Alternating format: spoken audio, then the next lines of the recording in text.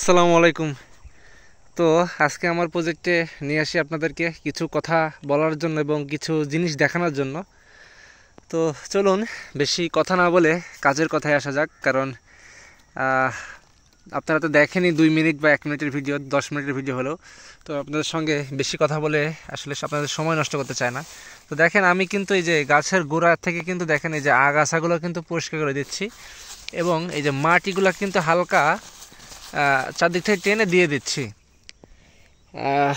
এই কাজটা কিন্তু আপনাদেরকে এখনই করতে হবে, কারণ গাছের বয়স আজকে 1 মাস।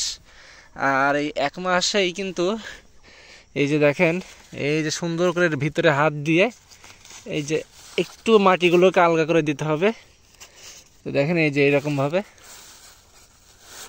এই যে সুন্দর একটু আগলা মানে করে দিলে জিনিসটা হবে কি, আপনার যে আগাছাগুলো হয়েছে এগুলো কিন্তু এখন শক্তি খাওয়া শুরু করছে।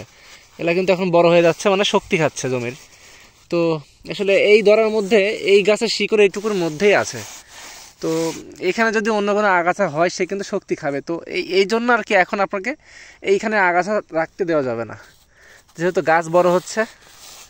তো এইভাবে করে আপনারা আপনাদের এই যদি মালচিং হয় বা মালচিংয়ে বলি আমি, মালচিংয়ে হলে যদি এরকম করে আপনারা করে নেবেন। তো দেখতে পাচ্ছেন, এই দেখেন এই যে আপনাদের এলাকায় এই জিনিসটাকে কি বলে আপনারা এটা কিন্তু আমাকে কমেন্টের মাধ্যমে জানাবেন। এবং এই জিনিসটা কিন্তু আমরা খাই, হ্যাঁ, এটা কিন্তু খুব সুস্বাদু খেতে, এটা ভাজি করে খাওয়া হয়।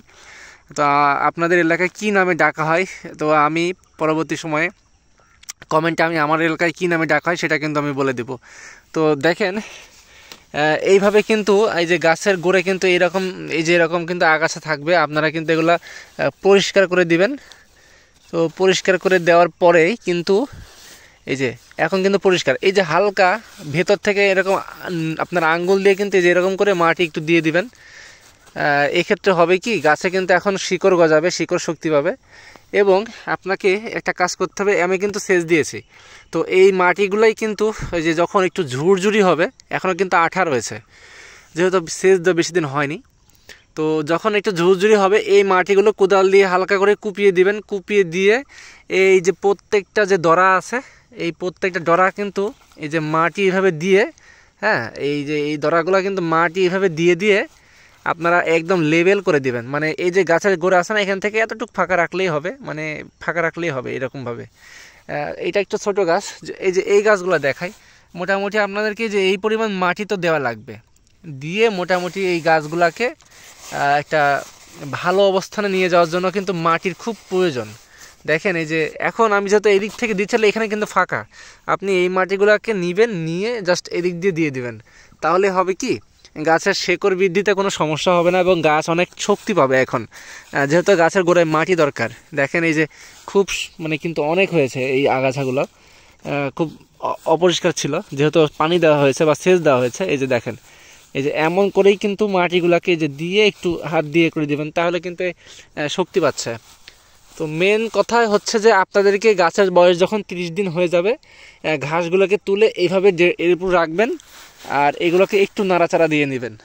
তাহলেই মোটামুটি আপনার জমির যে কাজ এটা কিন্তু হয়ে যাবে। কেননা এখনই কিন্তু গাছের বাড়ার সময়, আর 30 দিন বয়সের পরে কিন্তু গাছ দেখতে দেখতে খুব সুন্দরভাবে বড় হয়ে যাবে। মানে এই প্রথম 30 দিনই কিন্তু গাছ একটু ছোট থাকে, এরপরেই কিন্তু গাছ বড় হয়ে যায়। তারপরেও দেখেন আলহামদুলিল্লাহ আমার গাছ কিন্তু ভালোই রয়েছে। দেখেন এই যে 1 পাতা, 2 পাতা, 3 পাতা, 4, 5, তার মানে আমার এইসব গাছে এখন বুস্টার মারার সময় হয়ে গেছে। ঠিক আছে, তো আমার কিন্তু এই গাছগুলোতে বুস্টার মারার সময় হয়ে গেছে। তো আশা করছি আমি আগামী 2-1 দিনের মধ্যেই কিন্তু আমি এই গাছগুলোতে কিন্তু বুস্টার স্প্রে করব। আর আপনারা সকলেই জানেন যে বুস্টার কিন্তু একটি কার্যকারী ভূমিকা রাখে গাছে স্ত্রী ফুল আনতে। আর বুস্টার ব্যবহার করার সময় কিন্তু এই শুধু একবারই, এবং এই ছোটোবেলায় বা এই গাছের 5 পাতা 6 পাতার সময়। ঠিক আছে, তো আশা করছি সকলে ভালো থাকবেন, সুস্থ থাকবেন। আর আমার চ্যানেলটি সবাই সাবস্ক্রাইব করে রাখবেন। এখন একটু নামাজের সময় হয়েছে, যেহেতু এখন বিকেল টাইম, তো আমি এখন নামাজে যাব। সকলে ভালো থাকবেন, সুস্থ থাকবেন। আসসালামু আলাইকুম।